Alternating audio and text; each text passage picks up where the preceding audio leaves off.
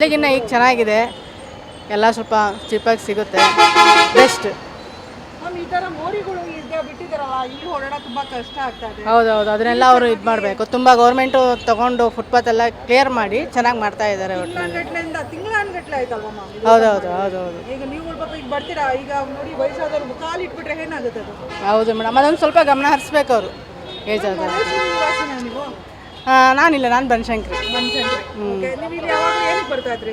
ನಾನಿಲ್ಲಿ ಸ್ವಲ್ಪ B D ಆಫೀಸ್ಗೆ ಹೋಗಬೇಕು, ಅದಕ್ಕೋಸ್ಕರ ಅಲ್ಲ, ಯಾವಾಗ ಶಾಪಿಂಗ್ ಅಂತಾನೆ ಬರ್ತಿದ್ರ? ಬರ್ತೀನಿ ಮಲ್ಲೇಶ್ವರಂಗೆ ಶಾಪಿಂಗ್ ಅಂತ ಬರ್ತೀನಿ. ಶಾಪಿಂಗ್ ಅವಾಗ ಹೇಗಿತ್ತು, ಇವಾಗ ಹೇಗಿದೆ?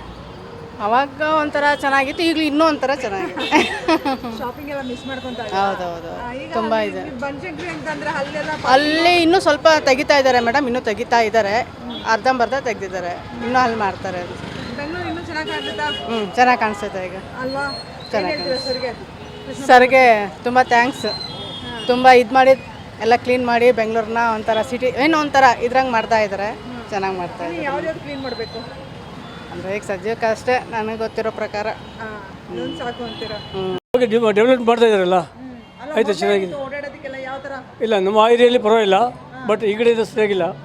ಈ ಕಡೆ ಏನಾಗಿದೆ ಪ್ರಾಬ್ಲಮ್ಮು? ನೋಡಿ, ಎಲ್ಲಿದೆ ಫುಟ್ಪಾತ್ ಸರಿಯಾಗಿಲ್ಲ, ಓಡಾಡೋಕ್ಕೆ ಜಾಗ ಇಲ್ಲ, ಫುಲ್ ಟ್ರಾಫಿಕ್ ಇದೆ. ಈ ಕಡೆಯಿಂದ ರೋಡ್ ಕ್ರಾಸ್ ಮಾಡೋಕ್ಕೂ ಆಗಲ್ಲ.